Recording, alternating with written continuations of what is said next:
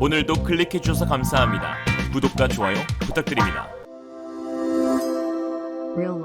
심상치 않은 기상이변에 중국 산샤댐 최악의 위기, 대만 산샤댐 정밀 타격 징후에 중국군 긴급 소집한 상황, 낸시 펠로시 미국 하원 의장의 대만 방문 이후 양안 간 전쟁 가능성이 본격적으로 대두되기 시작했습니다. 중국 군용기와 전함들은 비공식 경계선인 대만 해협 중간선을 무력화할 태세를 취하고 있고, 최근엔 대만의 상업 항구 인근 해역까지 미사일을 발사해 앞으로 필요하면 대만 해협 어디서든 군사 기동을 할 것을 시사했습니다. 대만도 자국 수호를 위해 전쟁도 마다치 않겠다는 필사각오로 중국과 대치 중인 상황인데요. 대만은 군사력에서 압도적 열세인 상황이지만 그럼에도 중국의 숨통을 끊을 수 있다고 믿는 구석이 있습니다. 바로 산샤댐 파괴 전략인데요. 이러한 전략은 양안 갈등이 본격적으로 시작되었던 2004년부터 계획되었습니다. 중국 관영 신화통신은 2004년 6월 10일 대만이 양안 전쟁 발발에 대비해 중국의 주요 목표를 선제 공격하려는 군사계획인 독전갈 계획을 세웠고, 이 계획에는 양쯔강과 주강, 삼각주를 포함한 동부 연안의 인구 밀집 도시, 수도 베이징 등 정치 군사적 상징 도시, 미사일 및 레이더 기지 등 주요 군사시설,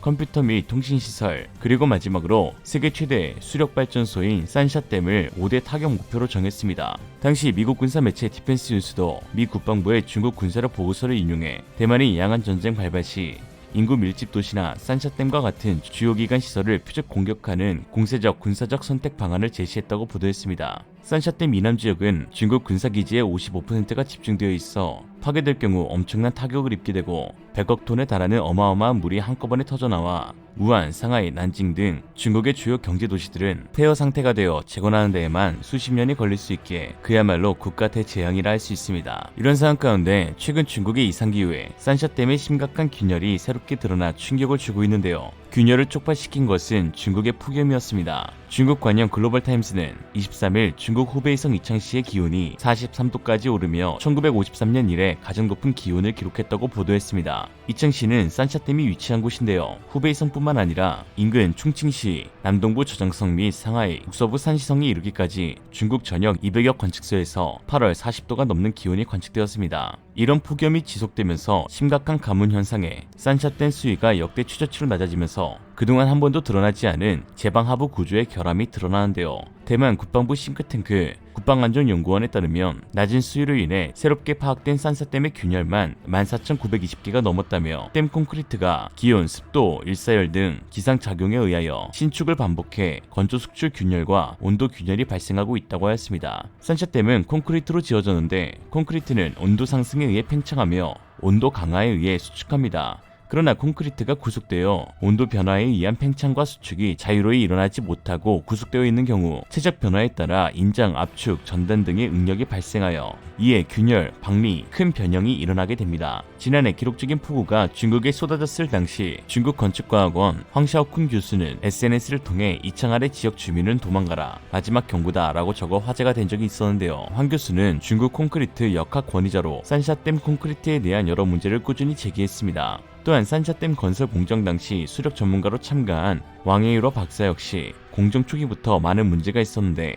특히 그 가운데 중국산 콘크리트를 제일 큰 문제로 꼽았습니다. 중국산 콘크리트는 세계 시장에서도 저급한 품질로 이미 악명이 높은데요. 영국 매체 와이어드에 따르면 심천에서 건설 중인 최고 15개 건물에서 가공되지 않은 미처리 바닷모래가 발견되었는데, 이러한 바닷모래는 철을 부식시키는 염소와 소금을 함유하고 있기 때문에 건설에 적합하지 않아 고층 빌딩의 붕괴를 초래할 수 있다고 하였습니다. 이처럼 시멘트의 품질이 불량하면 강도 저하뿐만 아니라 혼합이나 운반 중에 이상 응결이 발생하여 콘크리트의 균열이 발생하게 됩니다. 특히 온도의 고조에는 상당한 영향을 받는데요. 장기간 비빔 콘크리트는 비빔을 정지한 후에 급격하게 굳어져 이상 응결에 가까운 현상을 나타내기도 하는데, 이때 짧고 불규칙한 균열이 발생합니다. 콘크리트 열 특성은 다양한 환경 조건 하에서 오랜 시간 동안 콘크리트 구조물의 성능에 영향을 미치며, 특히 댐 구조물과 같이 매스 콘크리트로 구성되는 대형 콘크리트 구조물에서 콘크리트 수하열에 의한 균열은 붕괴로 이어질 수 있는 요인이 되죠. 또한 한국건설안전기술협회는 협회지 건설안전기술에 게재한 한중 콘크리트에 사용되는 내한성 혼화제의 특성 기술 자료에서 실험 결과 중국산 방동제의 염화 물량이 국내 기준을 10배 정도 초과, 사용이 불가능할 정도라고 밝혔습니다. 역시 메이드 인 차이나, 중국산 방동제가 KS 기준 허용 범위를 10배나 초과하는 세제곱미터당 3km의 근처에 염화물을 함유하고 있는 것으로 나타나는데요. 과도한 염화물은 장기 재령에서 강도 발현에 문제가 되고 특히 콘크리트의 붕괴 우려가 있죠. 이러한 중국산 저품질의 콘크리트가 최근 중국의 이상기후로 인해 균열 현상이 엄청난 속도로 가속화되고 있고, 이는 중국의 대만 침공에 큰 리스크가 되어가고 있습니다. 중국이 대만을 침공한다면 대만은 역으로 산샤댐을 제1순위 타격지로 삼을 것인데, 안 그래도 위험한 산샤댐이 지금 스스로 무너지고 있기 때문이죠. 특히 양안전쟁이 발발할 것을 우려한 미국은 최근 대만에 쪽집게 타격이 가능한 비대칭 전략 무기 판매를 대규모로 승인하고 있습니다. 뉴욕타임스는 7일 미국과 대만이 러시아의 우크라이나 침공 이후 중국의 대만 침공도 몇 년 안에 실제로 일어날 수 있는 위험으로 인식하기 시작했다며, 대만군의 기동성과 정밀 타격에 초점을 맞춘 비대칭 전쟁 전략과 이에 적합한 소형 무기를 구매하도록 압박을 가하고 있다고 미국 대만의 전현직 관료들을 인용해 보도했습니다. 현재 우크라이나 전쟁의 전운을 살펴보고 이를 대만에도 적용하려 하고 있는데요. 그렇게 우크라이나와 대만에 도입된 무기가 바로 하이마스입니다. 당초 대만은 M109A6 팔라딘 자주포를 구매하기로 하였지만 미국 측은 생산 능력이 부족하다는 핑계로 이를 보류하면서 도리어 하이마스 6기를 추가 판매하겠다고 밝혔습니다. 우크라이나에서 실전에 첫 투입된 하이마스는 러시아를 상대로 엄청난 활약을 펼치고 있는데요. 7월 말 우크라이나 제93기계화 여단 지휘관은 하이마스로 하르키우 동남쪽에 위치한 러시아 탄약고를 타격한 결과 포격이 10분의 1로 감소했다고 밝혔고, 세르게이 쇼이구 러시아 국방장관도 하이마스를 최우선적으로 제거해야 할 목록에 올렸습니다. 하이마스는 최고 시속 85km로 달릴 수 있는 6륜 구동장갑 트럭에 6발짜리 로켓 발사대를 얹은 다연장 로켓 발사대입니다. 최신 디지털 장비를 이용해 수분 만에 적 목표물을 타격하고 재빨리 다른 지역으로 이동할 수 있으며 최대 사거리가 84km에 달하는 유도 로켓단이 주 무기입니다.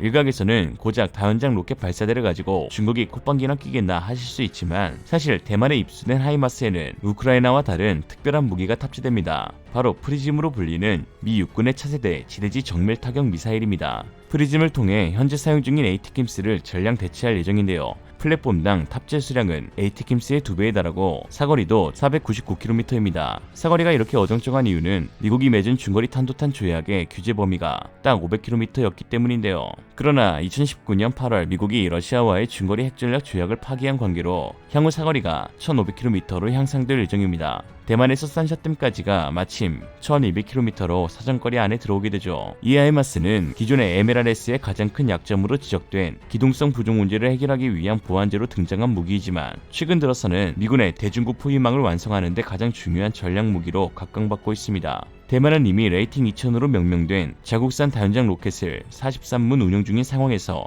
하이마스를 굳이 도입하는 것은 미국의 대중국 전략의 일환으로 프리즘을 사용될 것임을 드러낸 것이라고 할 수 있는데요. 중국의 공격에 대비해 방어용 무기체계가 아닌 강력한 차세대 지대지 미사일을 대만 손에 쥐어줌으로써 미국은 대만을 중국을 위협할 수 있는 강력한 칼로, 그리고 한국에는 고고도 미사일 방어체계 사드를 통해 태평양 전선을 지킬 방패로 구성할 계획을 수립 중인 것이죠.